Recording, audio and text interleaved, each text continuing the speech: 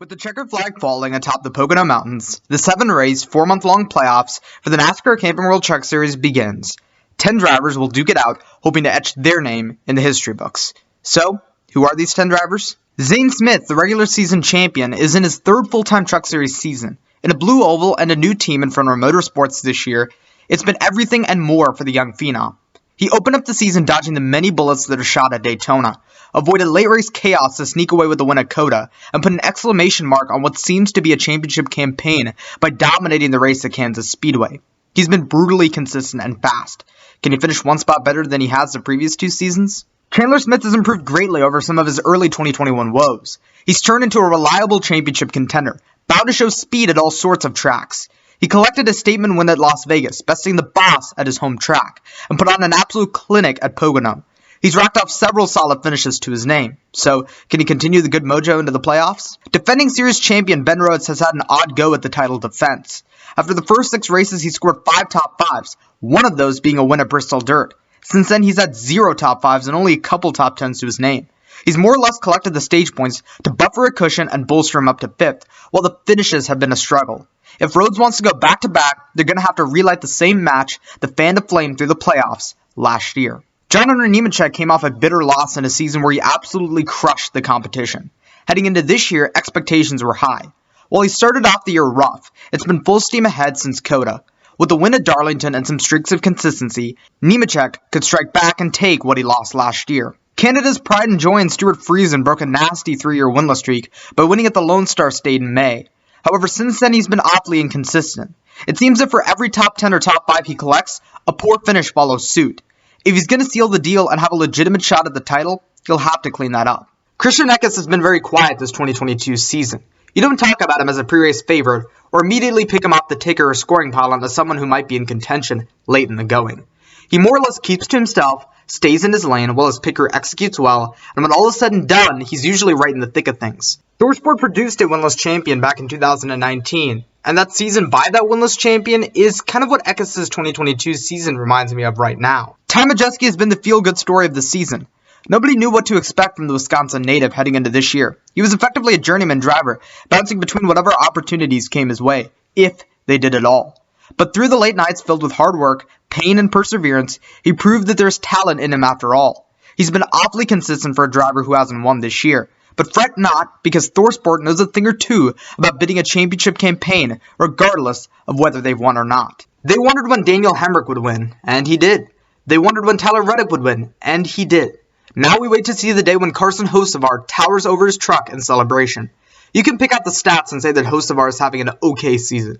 But to be honest, he's just going for broke. Or in other words, he's just going for the wins. Consistency, reliability, damage control, forget about it. He's there to bring home the trophy and the check, and will stop at nothing to see that through. However, he'll have to get his priorities in check, and do it soon, because consistency, reliability, and damage control are some of the elements to a championship season in this format. Grant Enfinger started off the year rough, but has turned to be quite good since Coda.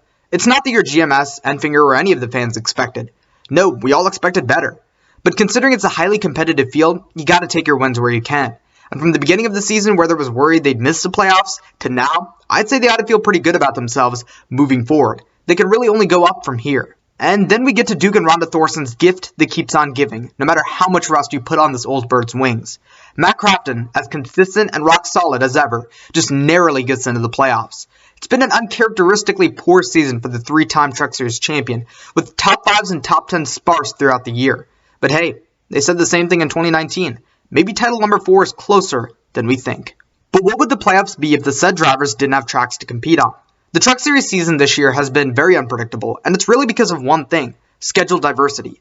Except for Kansas Speedway, you're not going to race on the same track again, which means you're constantly updating your setup sheets, and drivers are being pushed to new heights. No one has any significant advantage, so as the old saying goes, you're only as good as you were yesterday. And speaking of yesterday, it meets today, as for the first time since 2011, Lucas Oil Raceway returns to the schedule. The tricky short track is worlds of fun when you're doing well, but worlds of pain if not. Drivers and teams alike look to just be there at the end and finish it off, as the first race of the playoffs can make or break the rest of it. Next we head to America's premier short track, tucked away in the comforts of Richmond, Virginia. The 3/4 of a mile oval looks inviting, but it's more treacherous and tricky than you can imagine. a worthy challenge to refine these 10 stallions for the greater battle. What is that battle? The battle to avoid elimination. Kansas Speedway looms over the horizon. The spring race was not as chaotic as you'd expect the Truck Series to be, but while the track might not bode chaos, the drivers on it certainly will.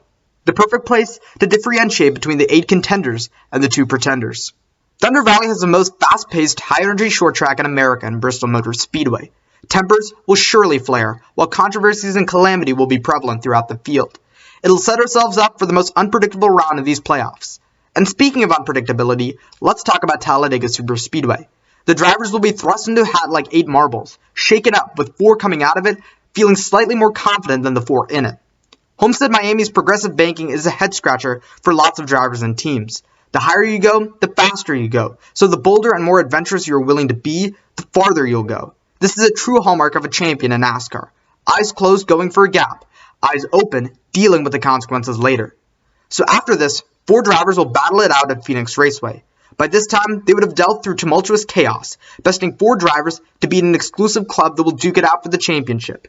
But through all of the rifts, one driver will rise up and can truly call themselves a Phoenix, or in other words, champion.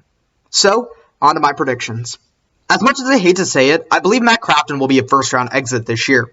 He's solid at 1.5 miles, but short tracks are a glaring struggle for him, especially Richmond. In fact, if we go back to last year and stack him against some of the drivers who ran the short tracks, he was one of the worst in the running order. Besides that, he hasn't had speed in general, and if even making the playoffs was a struggle, then the round of 10 will be heartache. It's so inviting and tempting to look at the bottom 2 drivers at the beginning of the playoffs and say, yep, they'll be eliminated. They're in the bottom 2 for a reason, right? But let's not kid ourselves. The trucks are chaotic. And speaking of chaos, I think Stuart Friesen will be eliminated. He's okay at short tracks and 1.5 miles, but the thing is, he's been inconsistent all year long, and I believe that'll bite him in the end. I know it's bold, and I'm definitely ready to eat my words later on, but I said there'd be chaos, and this is certainly chaos. As for the round of 8, it's a little easier to rip through. I think Ty Majeski, while consistent, will just narrowly miss out. He's been bad fast, and if he gets a win in the round of 8 and goes to Phoenix, he could be dangerous. However, top 5 speed isn't winning speed, and while he's run up front, I haven't seen a winning car out of the 66 camp. Carson Hocevar was definitely a tough one. At the beginning of the year, I picked him to make the Final 4, but looking at it now, I don't think that'll happen. He could pull a bit of an upset like how Zane Smith did last year, but you look at the tracks we're going to, and I'd say his best shot is Homestead. Christian Eckes has been solid, but again, I don't quite think he'll make it to Phoenix. Same with Enfinger. Me putting Enfinger past the round of 10 is generous enough, but after that, I don't think you'll see much. So the Championship 4 is probably what most of you all were going to say. I think it's just the round of 10 and round of 8 that'll be interesting to see. So my final 4 picks are Zane Smith, Chandler Smith, John Hunter Nemechek, and Ben Rhodes. I don't think there's going to be much debate about the first 3 as a Championship 4 appears to them, and many fans is a bare minimum. But Rhodes is an interesting one. I mentioned his team has taken a couple steps back. However, I don't think it'll translate into the playoffs. Rhodes cooled down a bit heading into the playoffs last year, but when they switched to championship mode, so to speak, they really hit it off. They squeaked through the first 2 rounds and slid past the other drivers. They might not necessarily be ones to win and punch their way in, but they know a thing or two about making the Final 4 and doing well in it. And I think the combination of experience and skill will play dividends in the long run. And the other thing is, the other 4, at least heading into the playoffs, haven't even won a race this year.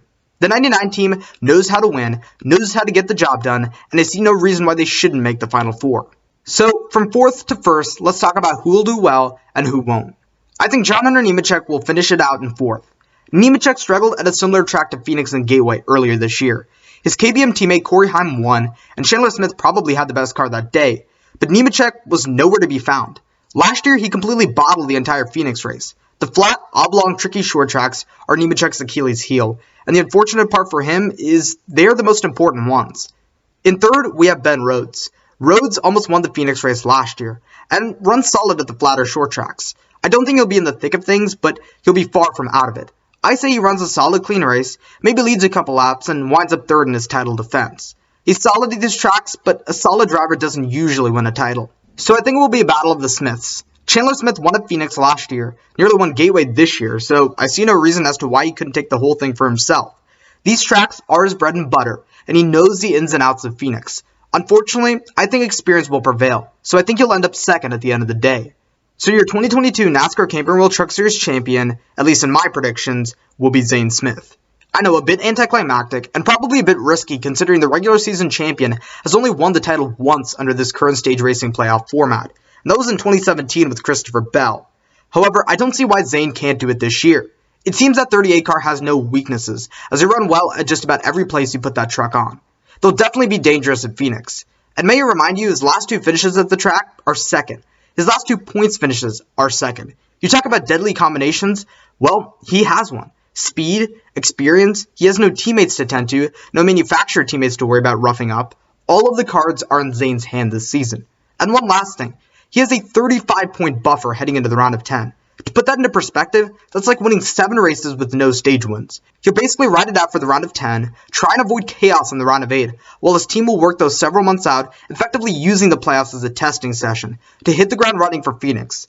The field should be genuinely scared of Zane Smith, Front Row Motorsports, and Ford. But that's enough of my blabbery. Now, I want to hear from you. What are your 2022 Truck Series playoff predictions? Who makes it out of each round? And who do you think will be crowned champion at the end of the day? Let me know in the comments section down below. And until next time, this has been the news. I'll see you.